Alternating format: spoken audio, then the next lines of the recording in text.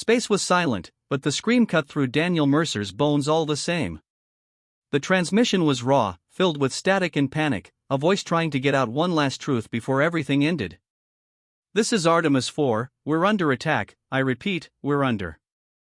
A burst of interference drowned the rest.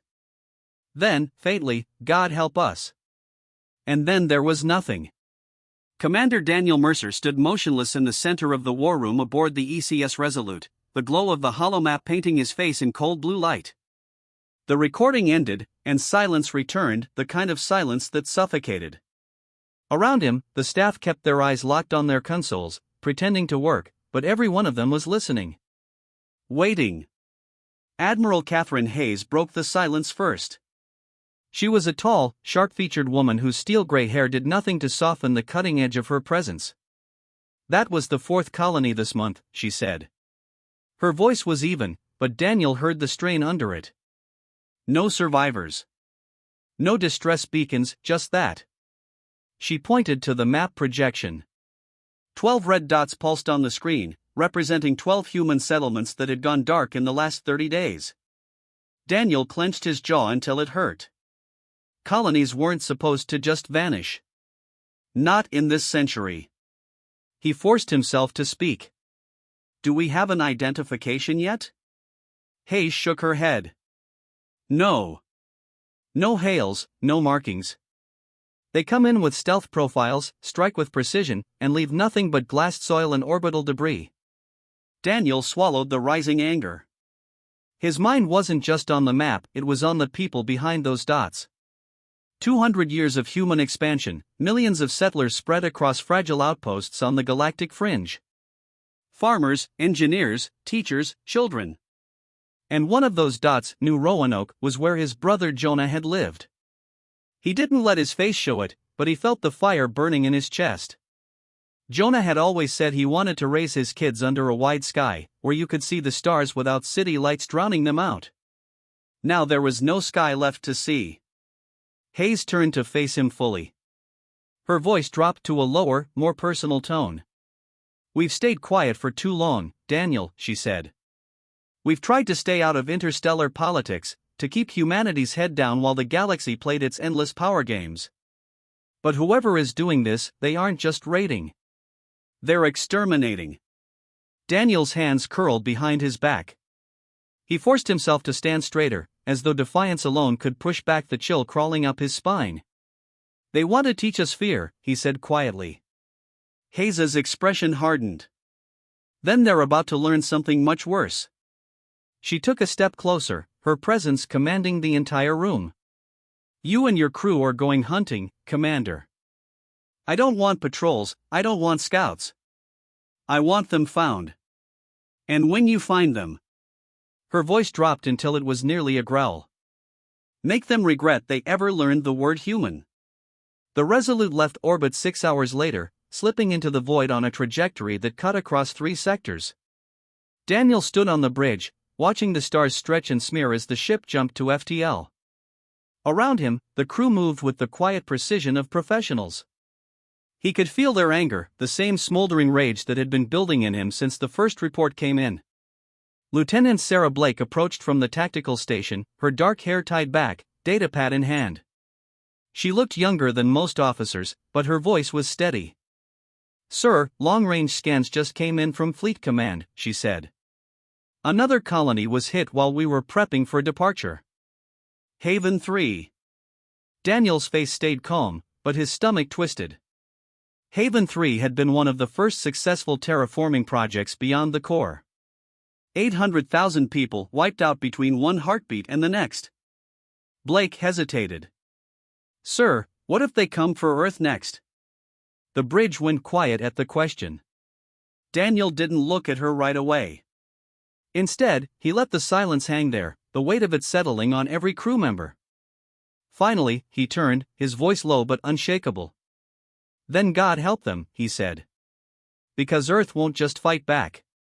He stepped closer, his eyes hard enough to cut glass. "We'll erase them." 2 days into the mission, they crossed into the Perseus Expanse, a stretch of deep space where the attacks had started. The Resolute ran silent, its hull dark, every non-essential system powered down. Daniel stood at the viewport in his quarters, staring at the void. It was peaceful out here, deceptively so. The stars looked the same as they always did, cold and beautiful, as if they weren't watching a slow-motion massacre play out across human space. He thought of Jonah again. Of the last message his brother had sent before the colony went dark, a short video of his kids playing in the fields under the red-gold sky. Jonah had laughed as he filmed it, telling Daniel he needed to visit sometime, that the colony air was clean enough to make a soldier forget what war smells like. Daniel shut his eyes, jaw tight. War had found Jonah anyway. A soft chime broke the silence, the ship-wide alert. Daniel turned toward the door, his commander's mask already sliding back into place. Blake's voice came over the intercom. "Sir, we've picked up something on long-range sensors. Multiple contacts. No transponders." Daniel felt his heart rate spike, but his voice was steady when he replied. "I'm on my way."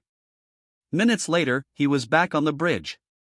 The holodisplay showed faint, ghostly signatures, ships moving with unnerving precision through the darkness. "Can we get closer without alerting them?" Daniel asked. "Already adjusting our vector," Blake said. "They won't even know we're here." Daniel nodded once. "Good. I want to see who's been burning our worlds." He stood there, hands clasped behind his back, watching as the Resolute glided toward its quarry like a predator in the dark. And deep down, beneath the discipline and the anger, Daniel Mercer felt something he hadn't felt in years. Hope. Because finally, they had a chance to strike back. The alien ships looked like shadows given shape, black, jagged silhouettes against the glow of Haven 3's burning atmosphere. Daniel Mercer stood rigid on the Resolute's bridge, staring at the sight. The colony below was gone. Where once there had been sprawling cities, farmland, and oceans dotted with settlements, now there was fire. Vast scars burned across the planet's surface, glowing like open wounds. "They're feeding on what's left," Lieutenant Sarah Blake whispered, horrified. Daniel's gaze hardened. The alien fleet was scattered across low-orbit, long, angular vessels like shards of obsidian, their hulls rippling with strange violet light. They moved with a precise, predatory grace, as though they had all the time in the galaxy. "They're not even leaving," Daniel said, voice low. "They want us to see this." No one spoke.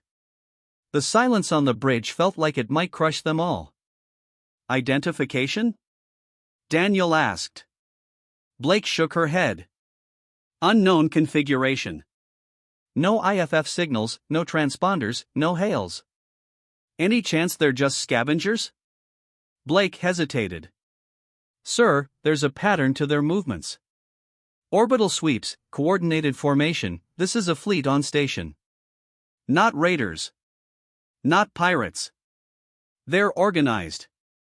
Daniel turned toward communications. "Open a wideband channel. Broadcast on all frequencies." The comm officer nodded, hands flying over the console. "Channel open, sir." Daniel straightened, his voice cold, carrying the weight of every lost colony. "This is Commander Daniel Mercer of the Earth Colonial Defense Fleet," he said. "You have attacked unarmed civilians and destroyed human colonies. Stand down and surrender immediately.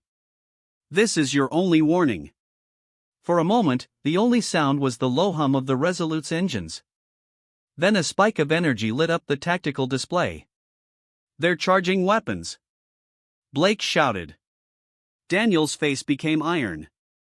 "All ships, weapons free." The void erupted.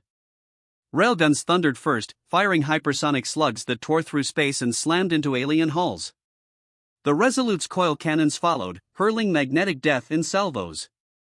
Then the ship's spinal particle lance fired a brilliant white beam that lanced across the darkness and speared an enemy cruiser through its center. The alien fleet reacted with terrifying speed.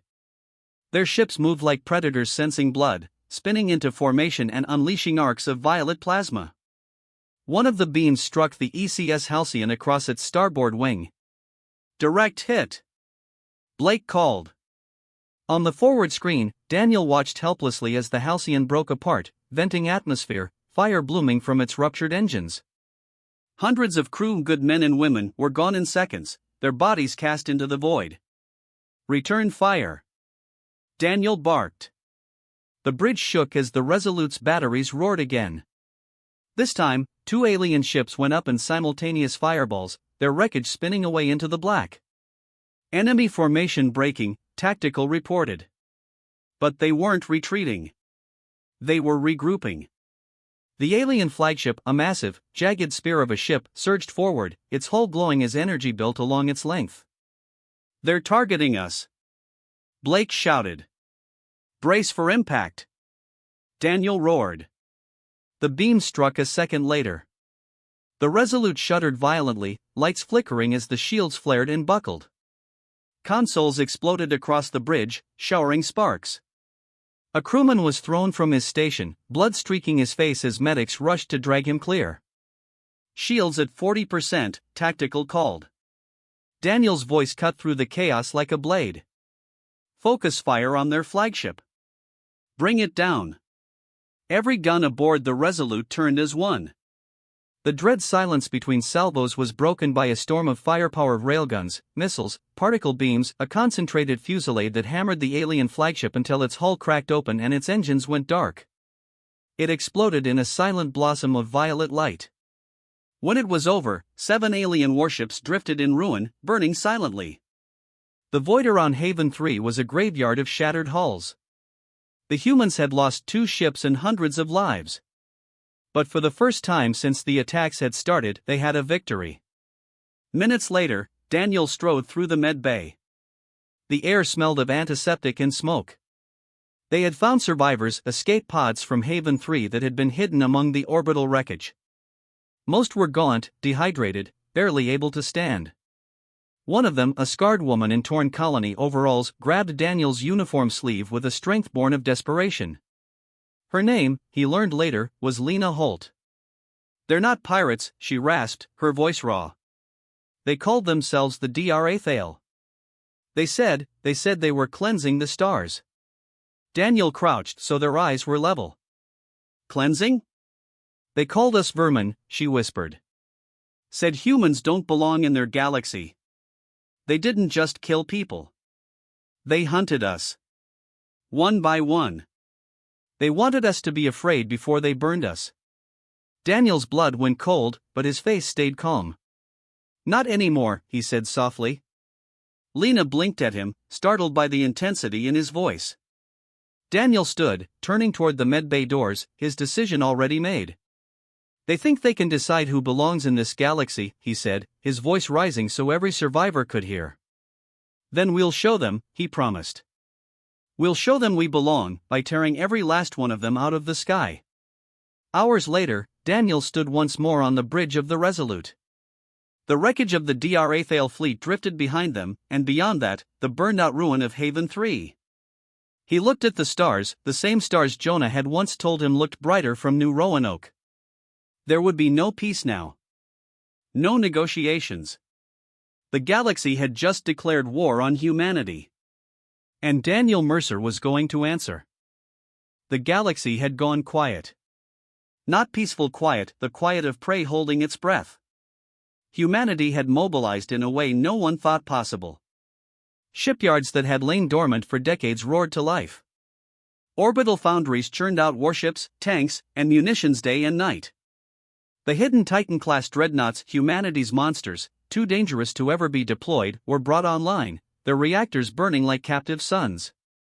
From Mars to the Jovian moons, from the shipyards at Proxima to the orbital arrays over Earth, a single message spread: this is no longer defense. This is retaliation.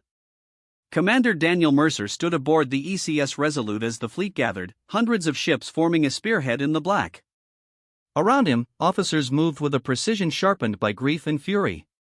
The names of the lost colonies, New Roanoke, Artemis IV, Haven 3, were etched into everyone's memory now, as fresh and raw as the day they had fallen. "Admiral Hayes is hailing," comms reported. On screen, Daniel said. The Admiral appeared, her face hard as steel.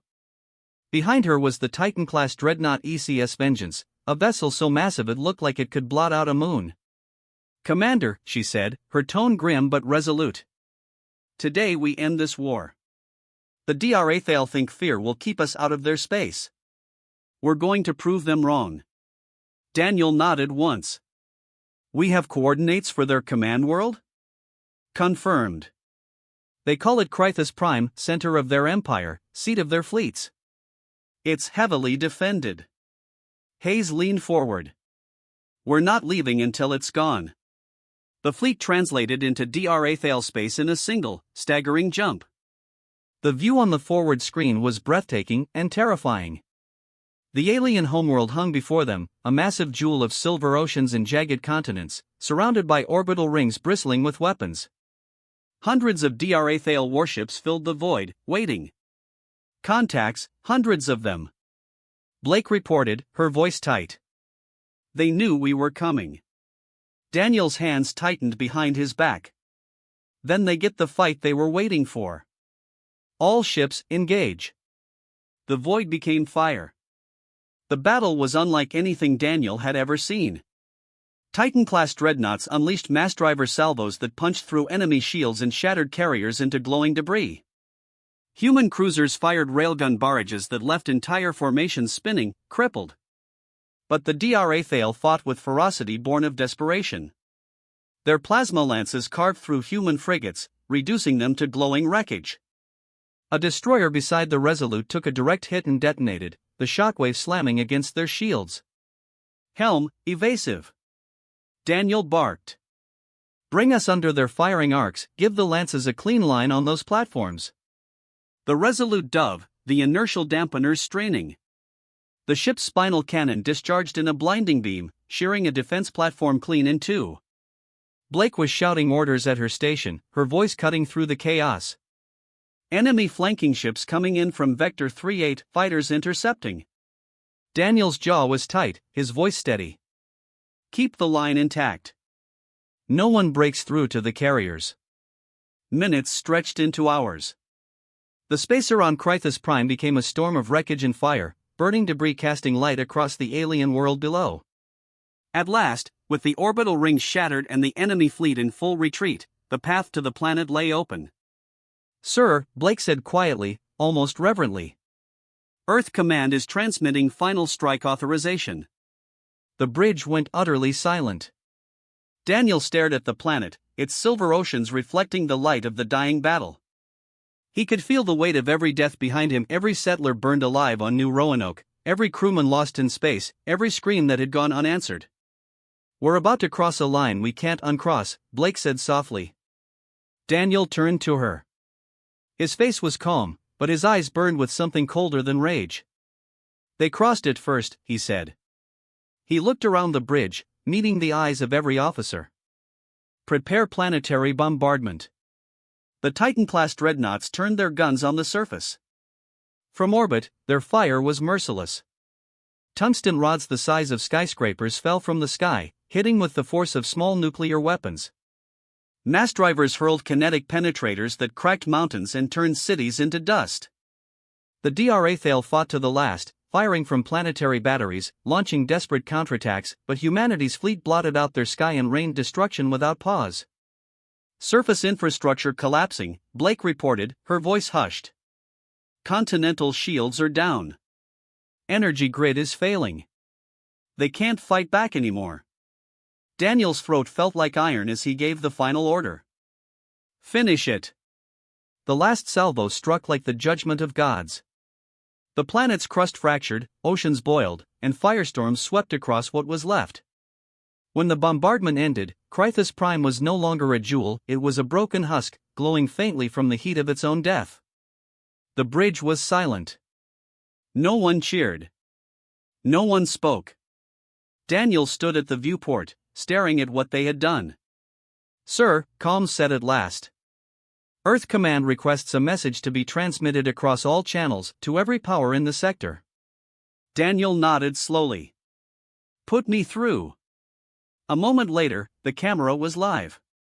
The entire galaxy would hear what he said next.